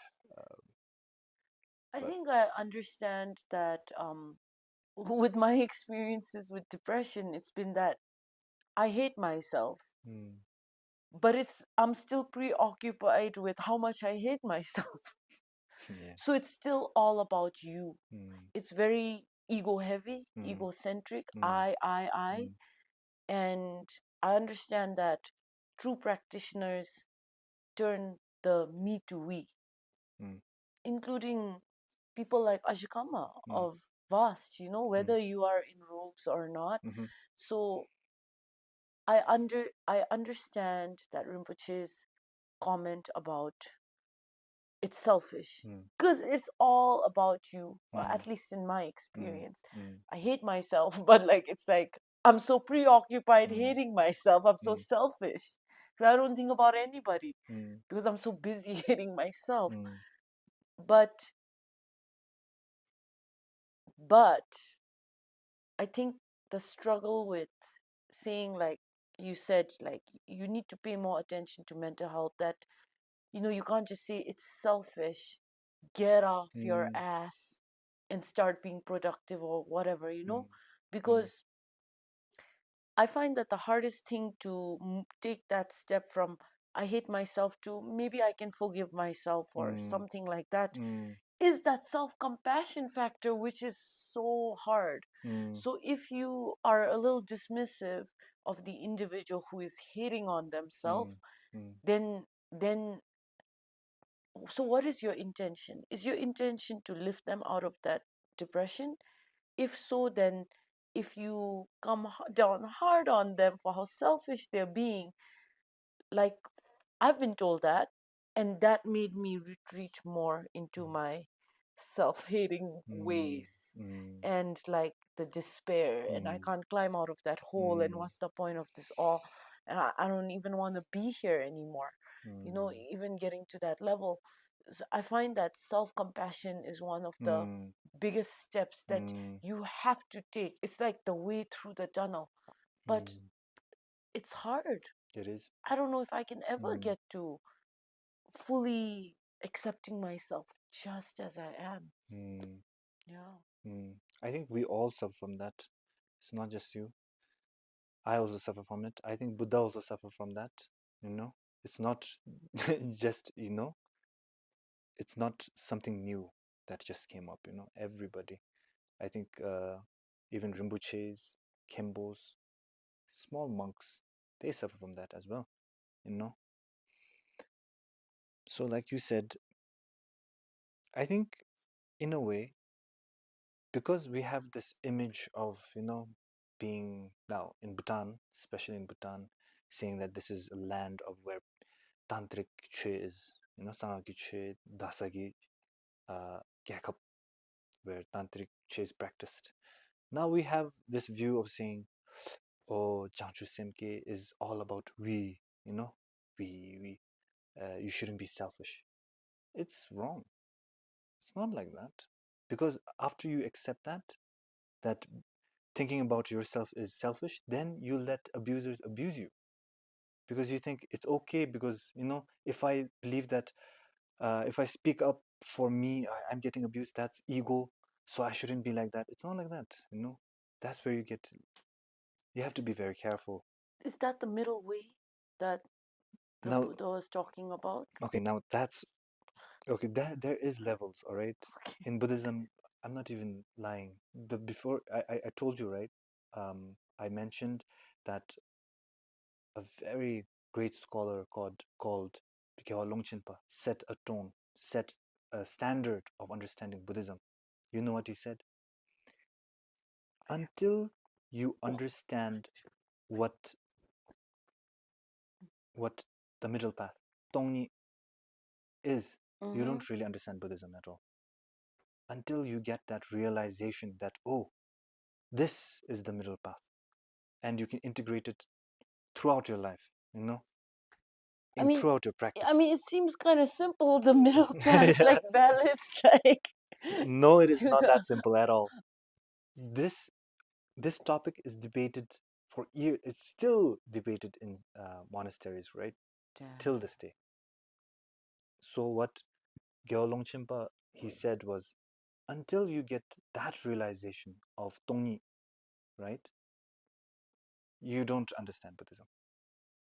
So if you see it that way, until you don't get the realization, you're not a bodhisattva. And if you're not a bodhisattva, you can't say we, because you don't have that level of understanding. Yeah, no, really. That's why you can't just, unless you get to that understanding, you can't say it's okay to hurt me. It's self is ego. I have to let go of this ego and pretend. You can be pretentious and still have that ego inside of you, buried inside, but be pretentious and say, oh, I don't have ego, I'm a good practitioner, and let people bully you. That is stupid. That is really stupid. That is really stupid, and I think people should be aware of that. You should look in the camera and say that. Yeah. Practitioners who practice that way are really stupid. No, yeah. And you're going to stand by that statement. Yeah, I'm going to stand by that statement. Nice. Yeah. Until I die. Oh. Yeah. I gotta say, Lhaksam, my head is spinning more now than it was at the beginning of this conversation. But I think that's. So what I'm saying is, thinking about yourself, self-love is essential for like practitioners like us who hasn't got into that real understanding of Tongni, of who hasn't gotten into that level of like Jangju Sempa, Bodhisattva level of understanding. Then you are. It's okay to be a beginner practitioner. It's okay to have that small practice. It's okay. You don't have to be this tantric practitioner. It's enough. If it works for you, it's enough. You're enough. Yeah, you're enough. And slowly, what Gyaltshen Longchenpa also said was, you get to that understanding by practicing the basics. So if you do not have also Buddha also said it. Okay, there's this quote where he says, if you don't have the base, how are you going to build a house, or how are you going to walk around?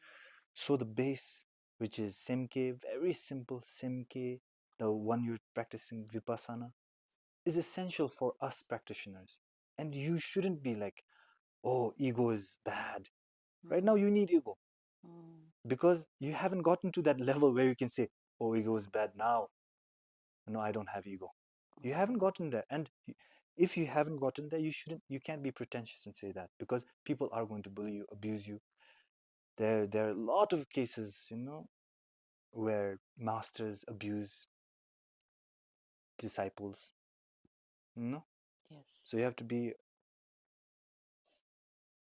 aware and cautious, and you have to know where you are. That also I learned from boxing. my coach told me, you know you're a beginner. You should know that you are a beginner. You shouldn't act like you're a pro. The dead guy or one of The the dad friends? guy. The dead guy. Then that guy told me that. He said, good that you know you're a beginner. That's good. Because if you act like you're a pro, it's the same thing. In Buddhism also, you can relate it. Look, okay, if I am going to face an opponent who's been boxing for years and is a pro boxer, and if I act like I'm a pro boxer and get into the ring, I'll die. I'll get, he will literally literally kill me. You chew me and spit me out. It's the same thing in Buddhism. If you're a beginner, you should be a beginner, and you should be happy that you're a beginner. Same thing in social emotional learning Yes. too. Yes. Which is that again, the growth mindset and fixed mindset. If your cup, if you're always filling your cup because you don't believe that it's full, then there's always things to fill it with. Yes, true. The beginner True. mindset. Yes. But if I am a pro, like my cup is already full, then No. then it flows over now. You can't Yeah. fill it more. Yeah. Damn. Yeah. Okay, I have to be mindful of time. Yeah, We of have course. like about 10 more minutes. We talked for almost 2 hours. I'm never Wow. satisfied. I always want to talk, but then Yeah. like I have to be careful True. because like I yeah, because the understand. team has to sit around too. So um one last thing. We I'm hoping to do a full episode on like single motherhood. Oh, yes. And I don't know who I would um I'm manifesting right now. I'm aspiring because I really want to use my platform to share that experience, especially around mental health. Um, so for you, not as a single mother, but as the son of a single mother, and I know you have sisters too. Yeah. And everything that you've been through and everything that you've shared today, it's so beautiful and so inspiring. Okay, how do I frame this question? What are some insights that you have gained in relationship to your mother, especially being a single mother? Your views on women, your views on single motherhood, single parent households, things like that. And again, especially as a man, in relationship to women, girls, things like that. If you could please share. I think my mother had a very she set a good example. She set a very good example for us, for all our for my siblings as well. And she actually showed me what a woman is capable of. She's so strong.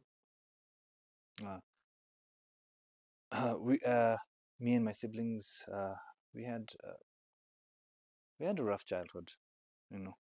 Our father not being there, and looking at our mother, going through it, not looking back. I know she countless nights, without sleep. She had to carry my grandfather's business, which it failed because of a lot of factors, but she tried to hold on to it. She tried to bring it up, and there were a lot of the fake cousins, you know? Fake cousins. Yeah, who show up when you're Doing well. yeah, who show up when you're doing well and also show up when you're doing very bad. Mm. They want to see that in your eyes, you know? They want to see how you suffer. I had a lot of people come to my house when we were doing very bad, and I could see it in my mom's eyes, you know? She was embarrassed, you know? And also me putting so much pressure on her. I feel like nobody's as strong as she is, you know? And I think even my siblings believe that. Uh, she's she's a for us she's a superhero. She's a super mom. She's still going through it. She's still, you know, trying to do whatever she can for us. And for that, I think in this lifetime I cannot repay her. Mm. You know, yeah, yeah. Mm. Mm. And that shifted my perspective on women as well. Women are also in not Nga, but also in Buddhism, we have a saying that tabdang shirap is very both are both important, and we keep shirap as women. And for Buddhist practitioners, women are very important as well as men. Mm. Both are important, you know. There are some extreme feminism that say, you know, we don't need men, you know. Yeah. And that kind of a stuff also has a very negative impact for young men. Mm. You know, they feel like they're not important. Mm. And whereas like also the extreme who are very like that toxic masculinities, who like have that, and they say that women are just objects and stuff like that. That's totally not true. Both are very important, you know. So yeah, I think that's how our mom shaped us into who we are, to not discriminate women, to not look down on them being a man. She would always tell me, you know. And also looking at her, man, she's a badass. She's very strong. If I were in her shoes, man, I don't think I could have survived all of that. So yeah, that's about it. She taught you to see the humanity in women. Yeah. And to go beyond the gender. Yes. And she was the example. You know, she was the example. That's so beautiful. Yeah. I know that I don't say it often, but I appreciate her, you know. I really do. Sure. Really do. I don't think my siblings, we wouldn't be here if it wasn't for her. That love, that a mother's love is something else. Thank you for sharing. Yeah, it is. In that spirit, let's share umami. Oh yeah, umami. Sorry, like Sorry. wanted to share. Yeah, umami. This is umami. Yeah, this is peanut umami. So this is my mom's business. She runs umami. It's an easy business, and if you guys want to try it, please do. Right there. Yeah. So this is something that my mom really loves, I think, and she wants to share it with everybody else. Yeah, it's a bali chow. It's a thing. infused with Bhutanese chili. Mm. Bale chow infused with Bhutanese chili. It's really delicious. So the brand is called Umami, yes. and so you have crispy shrimp bale chow, Yeah. And we have peanuts. and this is crispy veggie. So for the vegetarians too. Yeah. And does it only right now? Are you guys only doing bale chows, or are you doing like more Mm, traditional easy no, stuff also? we just want to do bale chow right now. All right. We're focused on this. We want to Mm. make this perfect. We're Mm. trying to make it perfect. Mm. So yeah, Okay. So, Lhaksam, please yeah. share the Instagram page that people can follow, or like the best way to contact, or what shops can you pick this up from? You can follow us at Umami Condiments in Instagram, and you can get the Azis in CSI Market and also around Bhutan. I think. I mean around Thimphu. Mm. Most of the shops. Carry it? Yeah, carry Okay, it. all right. Thank you so much. Yes. So, pick up your umami today, either online or you can pick it up from any of the major Yes. shops. Yes. Could you please share your art page as Oh, well, of course. Instagram day? It's called Vidya Bhutan Arts. But I'm not very active right now. But please do like follow and because soon, very soon, I have this project in mind that I would want to share online. So please do support me and follow me. Not active, but his art is really good, you guys. Oh, No. his art is really good, you guys. So you should what they're also available for sale, right? Do you have Yes. some art available for sale? It's sold out right now, but Sold yeah, out. yeah. Yeah. So Vidya Bhutan, on Vidya Bhutan Arts. on Instagram lah. And finally, this is for Tanjin Kile and Yes, and Drugel. Drugel. Do you want to say it? Shout out to so Drugel wanted me to shout out his name. So shout out to Drugel, my coach, Tandin, my Also your my coach. friend, also my coach, very good friend, and also Kinle, Also your also coach. my coach, very good boxer. They also inspire a lot of young people because they don't teach you just just boxing. They also teach you how to be disciplined, how to be consistent, and what hard work really is. And in boxing, I think you can see your results. You can see your results, so that really helps. So please do check out BFC, our gym that we go to. Boxing Fitness Center on both Instagram Yes. and TikTok. And what I really love about this gym is it's very small. And like we shared, Tanjin, Kinle, and Drugel, they were professional boxers, Yes. professional amateur boxers before they started this gym. So to be trained by actual boxers, that's been a really special experience for me. And the times that I've spent, especially with Kinle, I hang out with Kinle a lot, and they've really shared their upbringing. They were trained, they were among the first young Bhutanese boys, I think, who were trained professionally in the country. They were selected, kind of like you, when they were 8 years old, eight, Yeah. 9.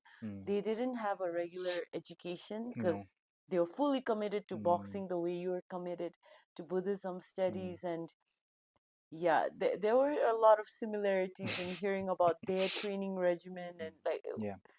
like again, what I would be like, that is abuse, but again, Yeah. if you want to be a champ, I guess. You gotta go through the humility. Oh man. Yeah. So yes, Boxing Fitness Center, please check out their page Yes, if please you do. are interested in anger management, if you have that issue, or if you just want to get fit. And it's a really beautiful sport, Yes. and a even more beautiful community. Yes. Yes, Yeah. it is. So thank you so much, and I think with that we're Yeah. done. Yeah. Thank you so much, Laksam. And thank you I for having me. loved that conversation. I loved having this conversation. Do you have anything, last thing to share with the audience or something before we end the episode? Please do not be a pretentious Buddhist practitioner. Be true to yourself. It's all right to take the simple road. If it benefits you, it benefits you. Don't be the wanting to be special guy. Yeah, that's my message. Short and sweet, straight to the point. Thank you, Lhaksam. Yes. We hope you all enjoyed this episode. Join us again for the next one, and yeah, engage with us on TikTok. And if you want to contact Lhaksam, those pages are available. You can continue the conversation. Thank you.